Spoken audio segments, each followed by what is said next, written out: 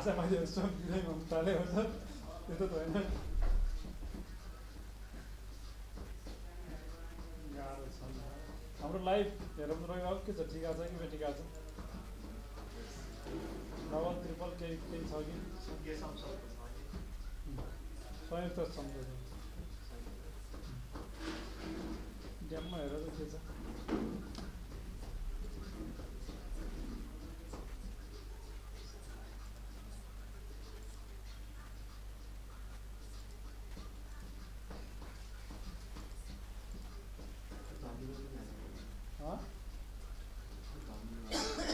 यो त यस्तै छ क्यारे क्वालिटी छैन होला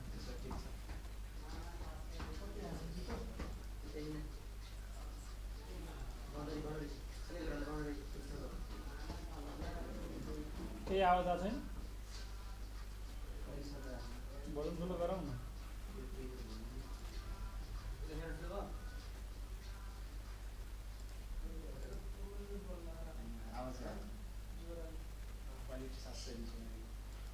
साँच्चै बिस नि हो अटो चाहिँ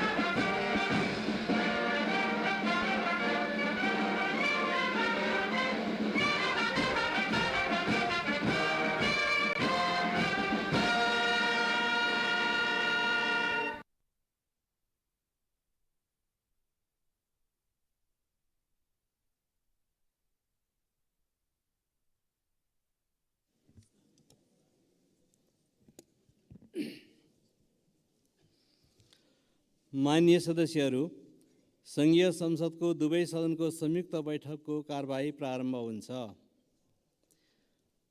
माननीय सदस्यहरू, नेपालको औपचारिक भ्रमणमा रहनुभएका संयुक्त राष्ट्रसङ्घका महासचिव महामहिम एन्टोनियो गुटेरेसलाई संयुक्त सदनको तर्फबाट म स्वागत गर्दछु। Honorable MPs, I would like to extend a warm welcome to His Excellency Antonio Guterres, the Secretary General of the United Nations, on behalf of the joint sitting of both houses.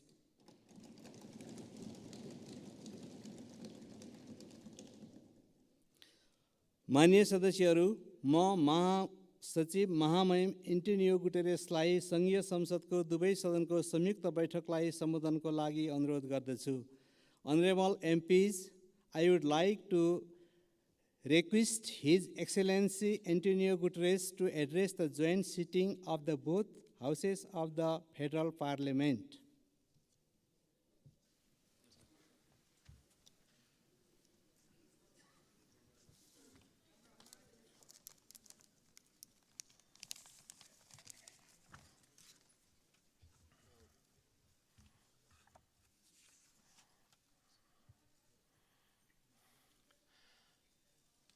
Your Excellencies, the two presidents of the two houses of the Nepalese Parliament, Excellencies, distinguished ministers, parliamentarians, and friends.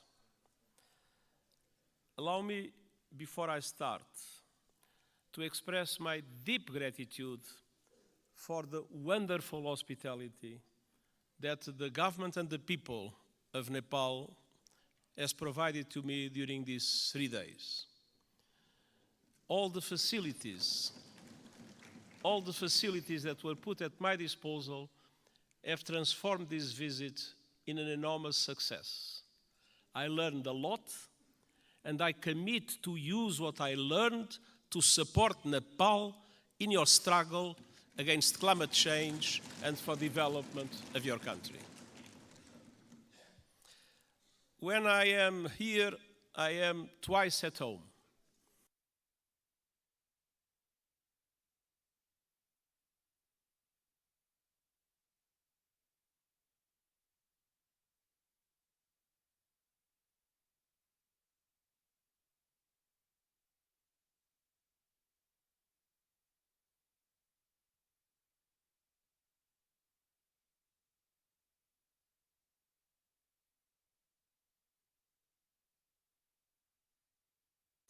I have been astounded, and this trip has been no exception. What I've seen and experienced in the past few days will stay with me always. The sunlight hitting the Himalayas, the warmth of the people, the richness of your cultural diversity, and of course, the sanctity of Lumbini. I thank the government of Nepal for your invitation, your hospitality, and your welcome to me and to my delegation. Excellencies, we meet today amidst a world in turmoil. Decades of progress on poverty and hunger are being reversed in large parts of the world. Inflation is undermining household and national budgets. Families and countries alike face financial crises. Women are underrepresented and underpaid, and I recognize the enormous effort that Nepal is doing in the way for gender equality, full gender equality, and I praise your efforts and its results. Violence and conflict abound. While the conflict in the Middle East is thousands of miles away, Nepalis were among the many victims of Hamas' brutal attacks in Israel. I send my sincere condolences to the families of the 10 Nepalese students who were killed and express my best wishes for the safe return of Mr. Bipin Joshi, who is missing. Distinguished parliamentarians, as geopolitical tensions rise, global divisions are becoming deeper and more dangerous, and smaller countries fear becoming collateral damage in competition between the great powers. And climate catastrophe is accelerating with a deadly force. In responding to this crisis, the world could learn much from Nepal. This country is a promoter of peace, a champion of multilateralism, and a staunch supporter of sustainable development and climate action.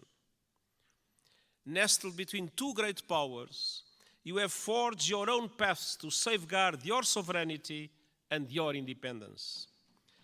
And your journey over the past 20 years has been wonderful to see. A new republic with a new constitution as the UN Charter at its heart. You were quick to embrace the Sustainable Development Goals and are making progress on many of them, independently of the difficult financial conditions that developing countries face in today's unfair world. Your country has successfully calmed the storms of conflict and moved from war to peace, a process the United Nations has been proud to support. Dear parliamentarian colleagues, Nepal does not stand still. Your dynamic story of progress continues today. Your graduation from least developed countries status is imminent, and the United Nations is committed to supporting a smooth transition. And you are preparing the final stages of our Nepal's-led peace process, healing the wounds of war through transitional justice. A process to bring peace to victims, families, and communities haunted by questions and scared by injustice, and help put the past to rest. Transitional justice can play a vital role in securing lasting peace, but we all know it's not easy. By nature, it's a delicate and complex process.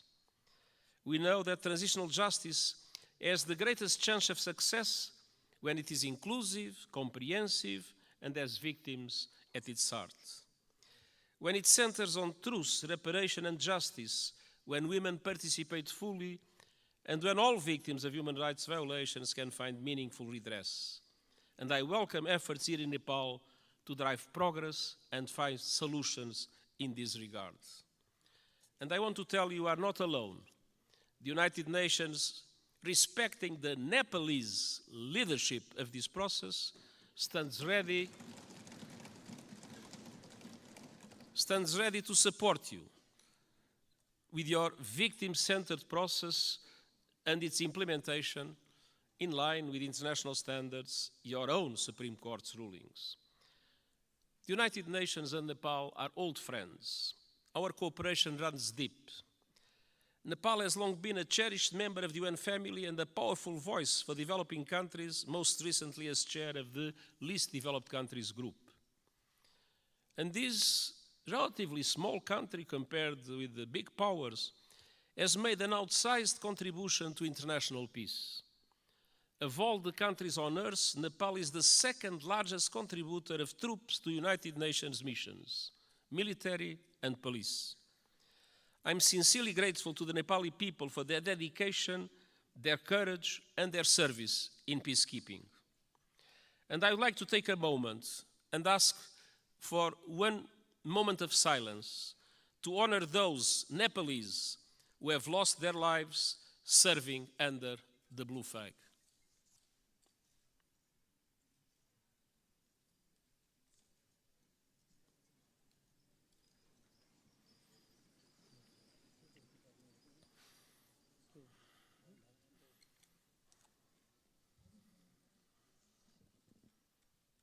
हामी मौन धारणको लागि 1 minute साथ दिनेछौँ।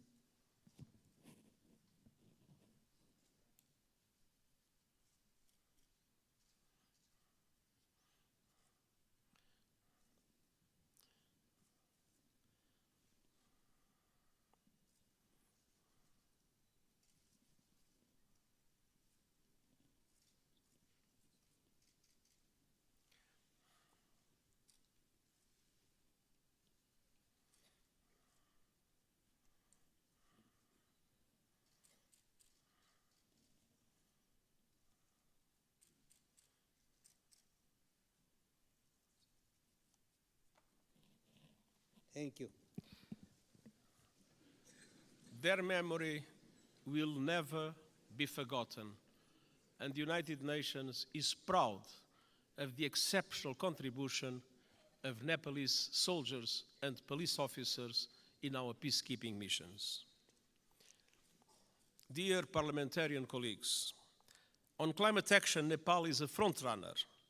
You are on target to reach net zero emissions by 2045. Thanks to extraordinary reforestation efforts, trees now cover almost half of the country. And you are one of the pioneers of the Early Warning Systems for All initiative, which aims to protect every person on Earth by 2027. Yet global crises are hitting Nepal hard, as they are developing countries around the world. The lingering effects of COVID-19 pandemic, inflation, and above all the climate crisis are threatening hard-won development gains and squeezing the funds available for investment. Nepal contributes a minimal fraction of a percent, 0.000%, to global emissions. But monsoons, storms, landslides are growing in force and ferocity, sweeping away crops, livestock, and entire villages, decimating economies and ruining lives. In August, landslides caused by heavy rains caused devastation and killed scores of people. And glaciers are melting at record levels. I was a witness. Nepal has lost close to a third of its size in just over 30 years. The effect is devastating. Swollen lakes bursting, rivers and seas rising, cultures threatened, and mountainsides exposed, inflaming the risk of rockslides, landslides, and avalanche. Threats will continue mounting. Himalayan glaciers provide fresh water to over 1 billion people. As they shrink, so do river flows. In the future, now we have too much floods, but one day in the future, Himalayan rivers like the Indus, the Ganges, and the Brahmaputra will have their flow severely limited. Combined with saltwater intrusion, that will decimate deltas in this region and beyond. That could mean low-lying communities and entire countries erased forever. Millions of people on the move and fierce competition for water and land. Nepal is now one of the countries that is suffering the most, but other South Asian countries might become in the future terrible victims of the receding glaciers of Nepal. Dear parliamentarian colleagues, what is happening in this country as a result of climate change is an appalling injustice and a searing indictment of the fossil fuel age. I am deeply concerned by those communities in Nepal facing the brutal impacts of the climate crisis. The United Nations stands with them. The world must do the same. That was one of the reasons why I took profit of my visit to the Everest base camp to issue a video for the whole world showing the drama of receding glaciers and the impacts that will have in the future. Nepal and other developing countries need far greater international support to aid development, accelerate climate action, and weather the current global storms. I have proposed a Sustainable Development Goals stimulus that would release at least $500 billion a year in affordable long-term finance for sustainable development and climate action in developing countries like Nepal. Member States welcomed the proposal at the General Assembly last month and committed to advance it. I call on them to take action now to make these commitments a reality. Unfortunately, in our world, many times people announce commitments and then do not implement those commitments. These commitments about finance for developing countries and climate action must be implemented. I urge leaders to act on climate without delay, with the biggest emitters leading from the front. All countries must put the acceleration agenda I propose into effect to limit the rise in global temperature to 1.5 degrees Celsius. And they must make COP28 count with a strong outcome building on the so-called global stocktake. And we also need to deliver climate justice. Developed countries must honor the promise of $100 billion a year to support developing countries in climate, and double adaptation finance as a first step of devoting half of climate finance to adaptation. Investment in the resilience of communities, in the resilience of infrastructure is today a must, because climate change impacts are not a problem of the future, they are felt today by the populations, and it is today that developed countries must support countries like Nepal to do the necessary investments in that regard.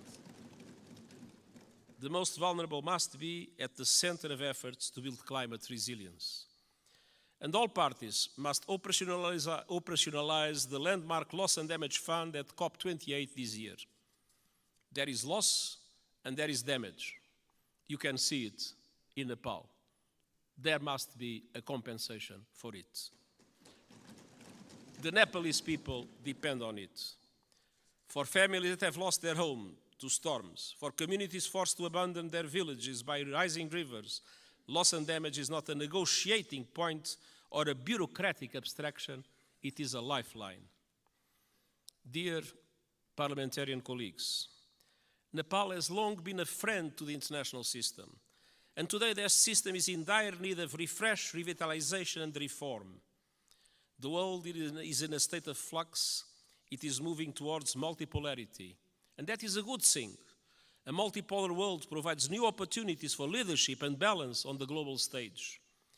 But this new dynamic requires strong multilateral institutions to maintain peace. History shows us that. At the beginning of the 20th century, Europe was multipolar, but without strong multilateral institutions, it descended into war that engulfed the world. That is not a risk we can take. We need strong international reformed institutions that reflect the realities of today.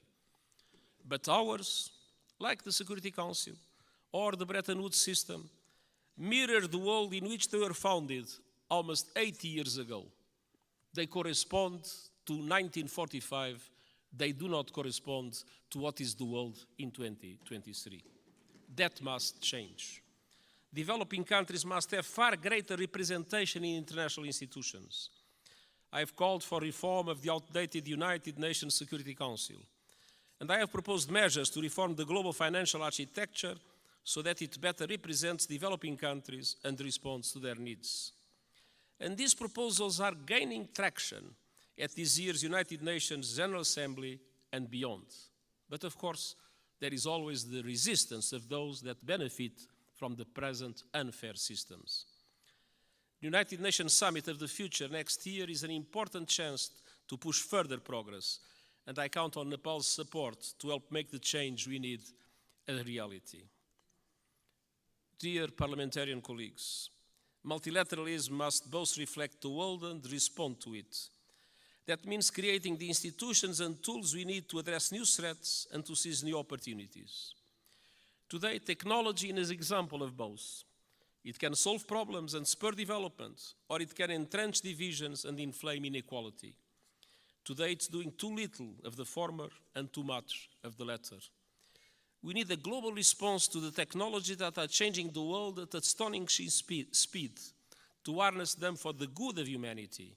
And all countries must have a say, not only the most rich countries in the world that have more resources to develop those new technologies.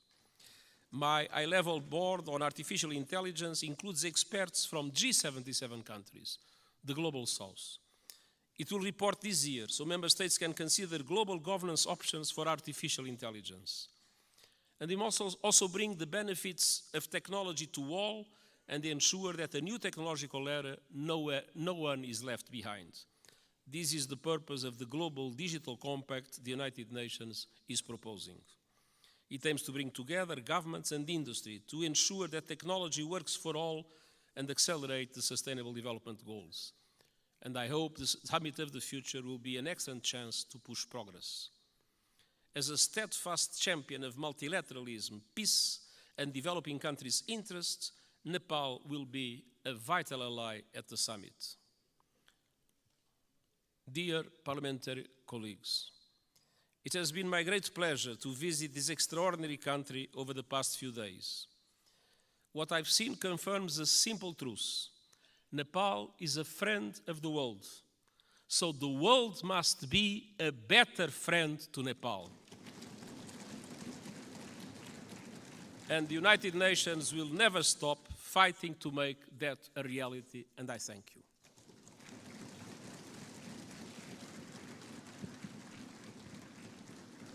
अब म महामहिम Antonio गुटेरेसलाई आसन ग्रहण गर्न आग्रह गर्दछु. Now I would like to request His Excellency to be seated. माननीय सदस्यहरू, संयुक्त राष्ट्रसङ्घका महासचिव महामहिमबाट आज सङ्घीय संसदको दुवै सदनको संयुक्त बैठकलाई भएको सम्बोधनप्रति निम्नलिखित धन्यवाद प्रस्ताव प्रस्तुत गर्दछु. धन्यवाद प्रस्ताव. संयुक्त राष्ट्रसङ्घका महासचिव महामहिम एन्टोनियो गुटेरेसबाट नेपालको सङ्घीय संसदको दुवै सदनको संयुक्त बैठकलाई गर्नुभएको सम्बोधनको लागि संयुक्त सदनको यो बैठक महामहिमप्रति धन्यवाद ज्ञापन गर्दछ.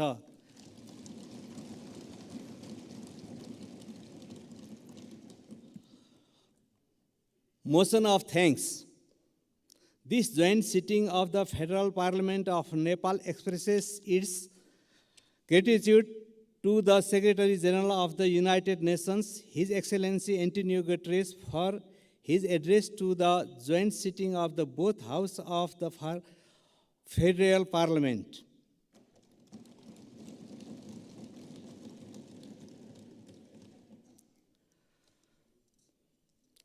माननीय सदस्यहरू, उक्त धन्यवादको प्रस्तावलाई सहमति जनाइदिनु हुन म आग्रह गर्दछु.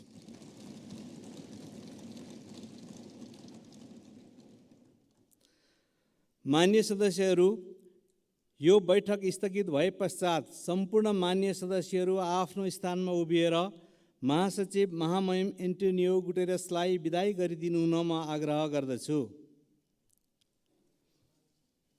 माननीय सदस्यहरू, सङ्घीय संसदको दुवै सदनको संयुक्त बैठक यहीँ स्थगित हुन्छ.